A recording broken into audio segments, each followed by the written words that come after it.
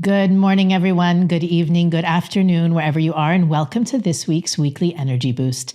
My name is Elisheva, and I'm here with David, and we are looking forward to unpacking startup consciousness, failing faster. This week, the energy is really asking us to check our agenda. What are we so afraid of? What's blocking us from moving forward, from moving upward? And 9 times out of 10, if we're honest, the reason we're not moving forward, onward, and upward is because we're afraid of failing. And today we're going to understand what failure is according to the wisdom of Kabbalah, why we're so afraid of it, how to avoid it, and answer the question, is it really that bad to fail? Weekly Energy Boost is a 7-day spiritual weather forecast where David and I, and sometimes our guests, share with our listeners the most powerful and practical wisdom and tools that the teachings of Kabbalah have to offer. What ends up happening is half hours or so of powerful and practical wisdom that you can use anytime. And this week is no different. The energy this week is really asking us to, in a way, asking us, what are you so afraid of? What's the big deal? Why is it so bad to fail? And it's a really good time for us to change, to shift, to better understand what is our relationship with failure and why are we so afraid of it? I know, David, you've spoken on previous episodes about failing faster, that idea that, try everything and go with what works. What does that mean in real life, not just when you have a product to sell or you're trying to push forward a project? This is one of my favorite topics to talk about. And personally, I just had so much experience with doing things that don't work out. But I think one of the greatest blockages that people have is that they circle, like when the plane is circling, but they're not landing the plane. And there's so much fear around moving forward in life and doing it right and being judged and having failure that people hold back their potential in such a massive way because of this fear of failing. And one of the things I've learned in my own life is just to experience things as much as possible. Obviously, not recklessly. Obviously, not by breaking spiritual rules. But experience things, because what experience does, whether it works or it doesn't work, whether you win or fail, is it gives you certainty. And when you have certainty, this is the most powerful consciousness to have in life. This is armor.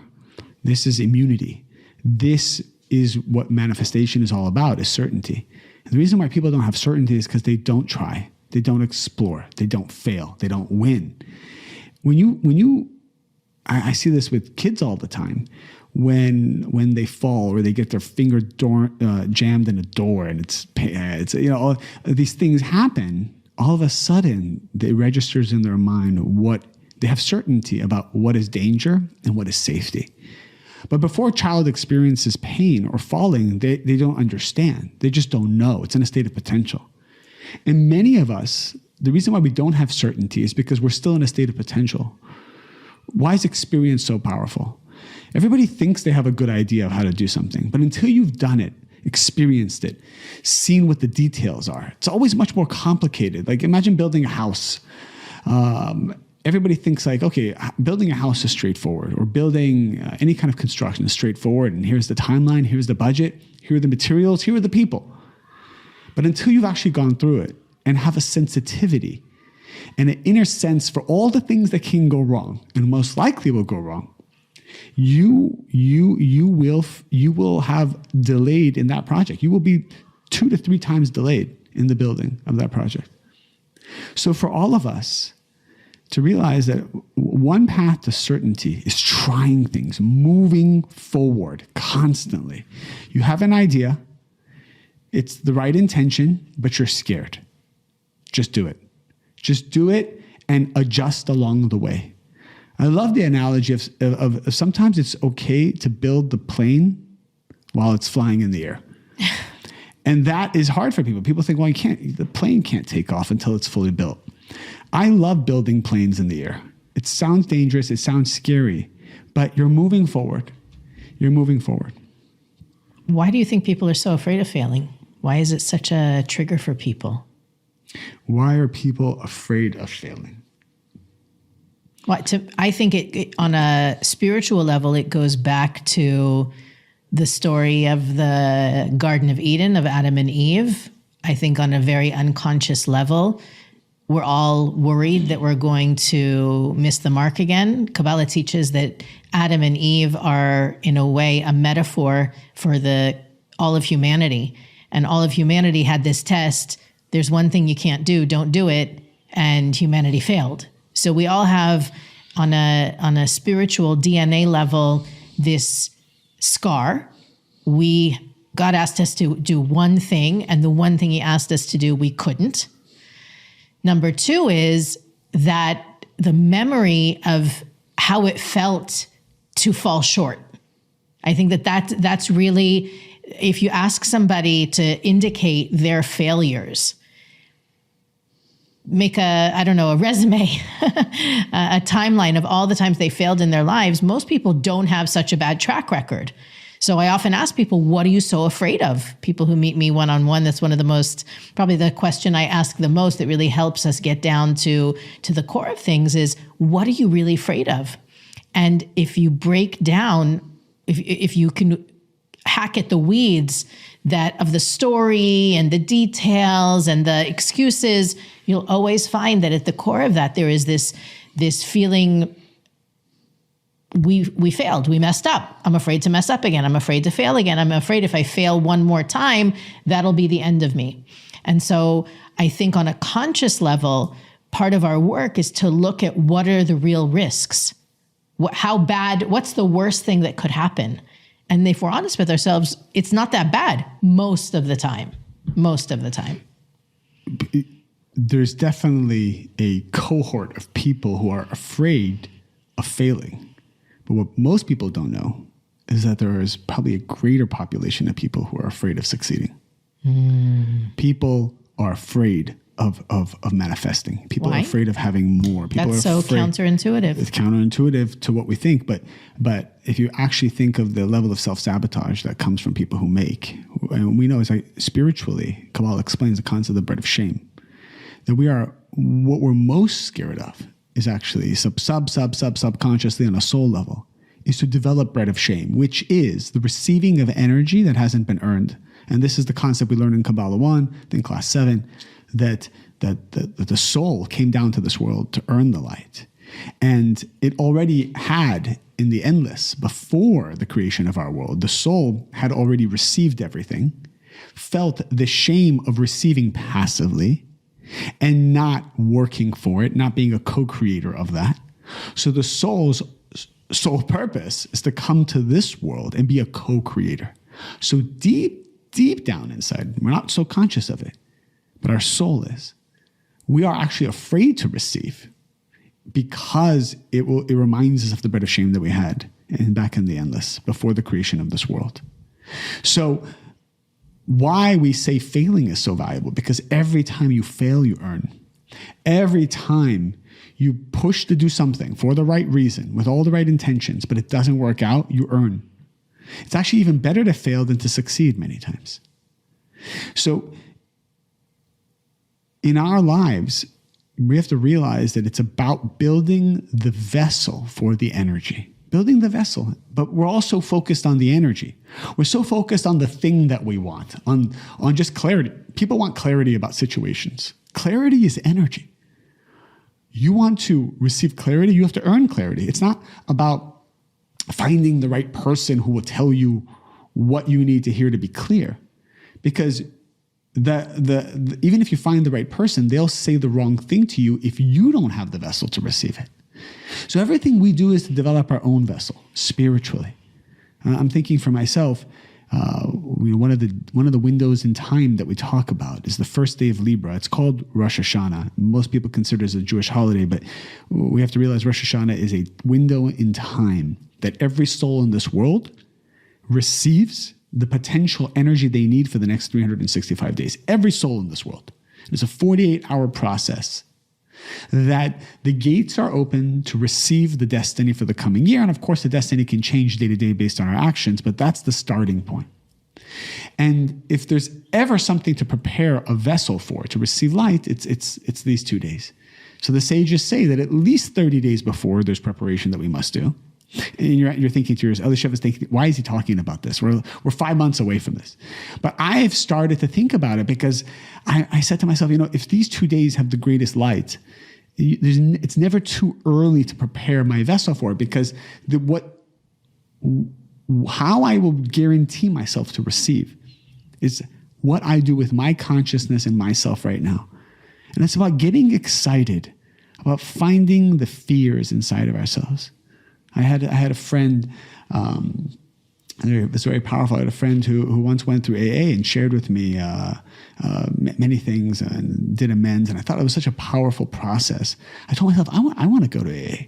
And not because I don't have necessarily an addiction. I'm sure I have many addictions, but I'm not the ideal candidate to go. Just to vitamins. Yeah, I'm addicted to vitamins. And I said to myself, but it sounds like it's a transformational process, right? Like anything that is a transformational process, we should look forward to, because that's the building of the vessel. And whether that's AA or Kabbalah or Tony Robbins or anything that is out there that you feel pulled to, there's a transformation there. I think what's unique about Kabbalah and why people are so drawn to it is Kabbalah is the quarterback. It takes all the spiritual modalities and it runs the play. And oftentimes people have come from different spiritual paths. And what they've said about Kabbalah is that it is the universal wisdom that ties it all together. So that's what I think is beautiful about it. But we're fairly agnostic to what other modalities people want to be connected to or dabble into. We do see the value of having Kabbalah at the forefront of it because it puts all the pieces together. It's the best project manager of spirituality when you have Kabbalah on your side. It's so funny. I'm listening to what you're saying, and I'm trying to pretend I don't have years of Kabbalah studies behind me. What you say, I can get excited about because I understand the concept of earning and transformation. I also know there's a lot of people out there for whom making a mistake is the end of the world. And I think that we can't really talk about failure if we don't also talk about the concept of mistakes in spirituality. What is a mistake? Right? What is failure?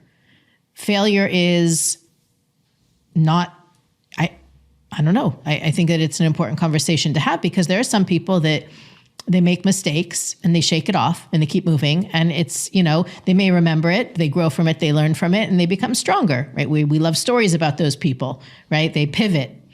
But there are some people that it seems almost, it would require a lobotomy to get them to let go of the mistakes that they've made in their lives. Why do you think that is? What is it about mistakes that we're so allergic to? As you say it almost seems like this mysterious thing because for each person it's going to be unique why they're so scared of it and they have an allergic reaction to mistakes. I think what I would do if I'm hearing this podcast is I would say, well, let me go into it. Let me dive deep into it. And either to do it by yourself or with another person that you trust. And I would ask this person, okay, well, if you make a mistake, what's going to happen? How does it make you feel? What are you feeling from this? Visualize it for me. Explain it to me. And I think we need to go deeper. And ultimately, what a person might say is that they feel like they're not enough. And when we feel we're not enough, we become paralyzed because then we don't have the energy and stamina to go out there and give and to do and to create. Because if you don't think you're enough, you think that you have nothing to give in your relationship. If you don't think you're enough, you have nothing to give to your kids. If you don't think you're enough, you have nothing to give in your career. So you're practically dead if you don't think you have enough or you are enough. So I think we're all very scared to think and feel that we're worthless because then we have nothing to give and we can't be co-creators, and that creates the bread of shame. If our job here is to create, we have to feel we have something inside of ourselves to give. So maybe the biggest fear we have is that we don't have value to give. I think that if the whole world turned against someone and said, you're the worst person in the world, I think this person would be depressed, because we value other people's opinion. And it's not so much that we value their opinion, but I think that if we found out that the whole world didn't want to receive from us, we would have no purpose to be here. Right? Imagine if every vessel in the world was closed for business and said, we don't want to receive from you. We don't want to receive your value or your love or your attention. It's very painful. Well, to me, I think we also have to have a minute or two dedicated to responsibility. I think, you look at a couple that's struggling and they know that they shouldn't be together, but they stay together for the kids, right? You ask those people, why are you staying together? Well, we don't want to damage the kids. We don't want to hurt the kids. We don't want to traumatize the kids. And Kabbalah has this high level perspective on understanding our life's trajectory. We call that tikkun, right? We talk about it in Kabbalah 1 as well. It's basically the understanding that each soul has a perfect plan toward transformation, towards elevation, towards being the best version of ourselves. And our whole life is orchestrated to facilitate that. So if a person needs to go through a heartbreak, for example, and they're in a relationship, and in order for their ultimate growth and for their soulmate to come to them and all the blessings that they want, their heart has to be broken. So if it's not in the relationship they're in right now, it's going to have to be in the one afterwards. Not because someone is assigned to break their heart, but it's through experiencing heartbreak that their true ability to love is going to be revealed. So I think that part of why we're afraid to fail, to make mistakes, even to damage other people, is because we don't have the true understanding of how life works. I'm not powerful enough to interfere with your tikkun. I can't shield you. And maybe that's one of the issues that we have in relationships with our partners, and especially with our children, is we want to protect our loved ones from hurt. Instead of teaching our kid, or instead of protecting our kids from hurt, we should be teaching them how to feel, how to be hurt, how to be resilient when it comes to getting hurt. I don't mean skinning their knees only, right? If you want your child to walk, you've got to let them fall. It's the same thing. If we want the people in our lives that we care about to grow, we've got to be willing to let them stumble. And I see a lot of people are afraid to fail because they don't want to take responsibility for creating damage. And my point is simply that none of us are powerful enough to damage other people's tikkun. Each one of us is the main character in our movie, and that means each one of us is in charge of the plot and the characters and the scenery. And so if I need a particular scene, I will not be able to, there's no end of the earth that I could run to avoid that difficult challenge, because the difficult challenge is for my benefit. And this goes back to what David said in the beginning. It's actually through the failing that we earn light. If you're running from it, that's actually, it's funny because people think failure is painful, but they live painful lives avoiding failure. It's like people, there's a lot of people out there who also wait for the other shoe to drop, like things are good, but something's going to happen soon, right? There's a word for it, foreboding joy. Never heard that one. Something good is happening, and then they go to worst case scenarios. Or they're holding their breath because how long can it last? Or the Rav used to say, it's too good to be true, right? When things are good, it's just too good to be true. The fact of the matter is that when we're in that state of waiting for the other shoe to drop, we're actually already living in disappointment. Wow. That way, when the disappointment comes, it doesn't have to hurt that much. I was reading about this. It's such a brilliant way of understanding how people can live miserably so long, is because they're really afraid to be disappointed. So they just live with mild disappointment all the time. Nothing surprises them. Nothing depresses them, because they're living in this, I'm not happy anyway, so what's the big deal? I can't be broken because life is pretty miserable anyway. So what about people who, I think that the majority of people who are confused is because it's good and it's bad. Because if it was just bad, It was just disappointing. Nobody chooses to really live in a fully miserable life. But I think that there are examples of, hey, look, the job is not bad, but it's just not, I'm not feeling good either. What do you do for the people who are in the middle? What do you do about when people are in the middle? Does it mean that they exit? Does it mean that they stay and try to fight for? Should people expect that there should be something more than middle ground? Some people say, hey, it's impossible to be happy all the time. It gets confusing. I think a lot of people have shared this with us. What do you feel?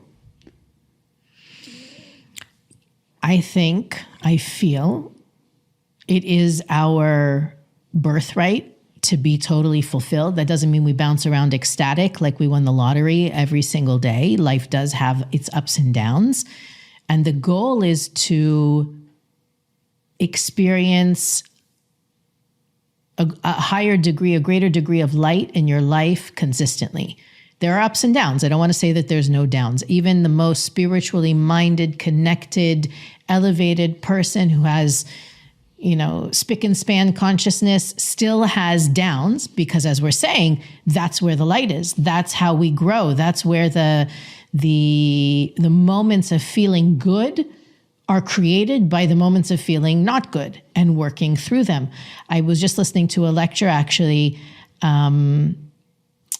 by Michael Berg, where he was talking about, there's a section in the Zohar, which is the main text of Kabbalah, that talks about how dark moments are actually locks. And if we don't run from the locks, they become openings for entire chambers of joy and fulfillment and blessings.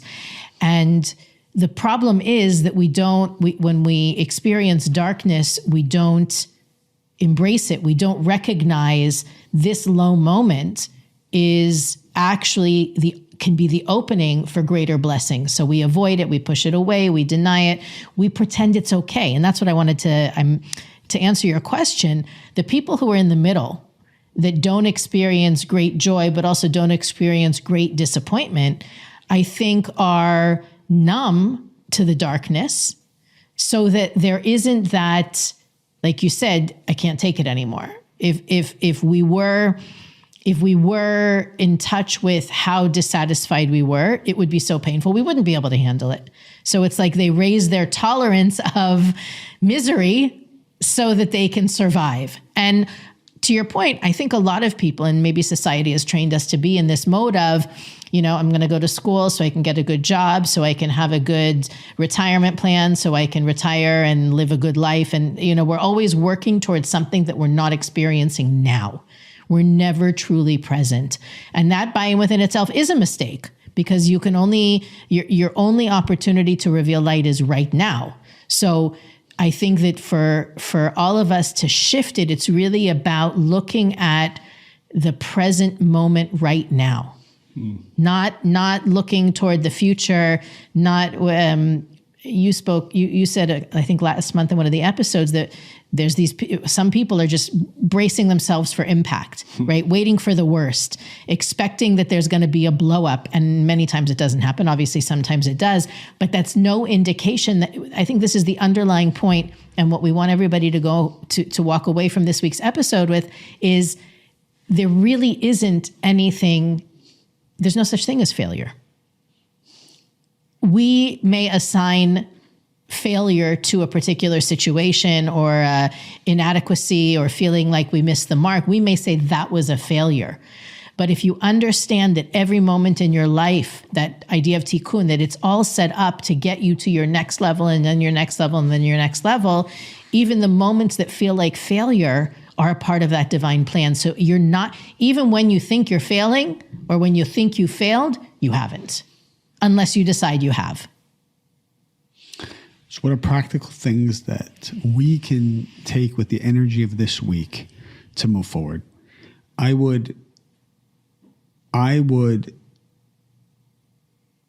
Sounds cliche and people have said it before, but you have to do something different than you've ever done before. You have to, if there are things that have been coming to your mind to do or to try, you need to take a step forward towards that. And what a lot of people don't realize is it's not necessarily that thing which will manifest or even manifest the way you want, but it's the step forward that reveals the light and the energy that brings clarity to everything else. You need to have every day in your life aspects where you are moving forward against your comfort zone. That unlocks energy. That energy then permeates in every part of your life. And not necessarily in the energy the area you unlocked it, but it permeates and it feeds other parts of your life, and it brings clarity to other parts of your life. It's hard to assess where the light of the Creator will go once you unlock it. Our job is to unlock as much of this energy as possible. And everything we've learned here on these podcasts, or if you're of the community that's taken Kabbalah 1 or other classes from the Kabbalah Centre, we're always talking about one thing: how to reveal the light of the Creator, the transformation of our negativity, the elevation of our consciousness, which is, as Elisheva said, is our birthright to come to this world and to become perfect vessels for the light of the Creator. Everyone is in the same path. So we have to explore new things to do this week that we've always felt we should do, but we've been holding it back for whatever XYZ reason. At least make a step towards that direction. At least make a phone call to set something up or to have a conversation, to open something, and then trust the light. We think that we got to figure out everything. We just have to take a step and trust the light of the Creator will help us along the way. How else will you know that the light exists if you don't put some trust into the light to see that the light is there for you? We feel the burden of trying to do everything ourselves. And that's just not true. The light of the Creator will help you. Be open to it, trust it, know that it's there, and make a step in that direction. I love that. And I think that, to David's point, that's one of the reasons we do Kabbalah 1. That's one of the reasons we're starting Kabbalah 1 this week, is to give more of the world's population the tools and the understanding, the knowledge to be flexible, to be open, to be seeking the light in every moment. And we want to make sure that all of our listeners, if you haven't taken this course, that you join it. It starts on Wednesday, June 7th. The link is at weeklyenergyboost.com to sign up. It's pay what you can. So if you're able to afford it, great. Even if you can't, also great. We don't want money to stand in the way of anyone accessing this wisdom. And we will be there holding your hand, giving you these nuggets, these baby steps, not only in a weekly 1-hour class, but also through, you're going to, when you sign up for the course, you get access to the course portal that has additional videos, audio, exercises, assignments, discussion groups. There's a lot of support. So it's not just 1 hour a week. It is as involved as you want it to be. And the more involved you get, the more effective it is. It's how much you experience from taking these classes or from even benefiting from this podcast is really about how much you implement what you get from it. So we want to make sure that everybody, if you haven't done it yet, now's the time. The classes are also recorded. So if you miss any of those live sessions, you have access to the recordings. No matter where you live in the world, it's worth stepping into, even if you don't feel like you want to wake up in the middle of the night and you're on the other side of the world, that's okay too. It's all recorded. When you can join, we'd love it. I don't know that we're going to do another global one in 2023. So it's really worth taking that risk, whatever it takes to jump in. That's actually a great, if you haven't done it. I just say come to the first session. I mean, people feel like they have to commit to something. Commit to nothing. Just take a step forward and hear it. You if anything of what we've taught has resonated with you, you just got to take baby steps forward. And that's how you trick the negativity that way. Absolutely. So Weekly Energy Boost is also available on all podcast platforms, YouTube, Facebook, and Instagram. You can go to weeklyenergyboost.com where you'll find the links to sign up for Kabbalah 1, as well as all the other cool things we think our listeners should know about. You can click the donate button there and support our podcast, as well as continuing to share, rate, like, and review. And we'll see you next week on the Weekly Energy Boost.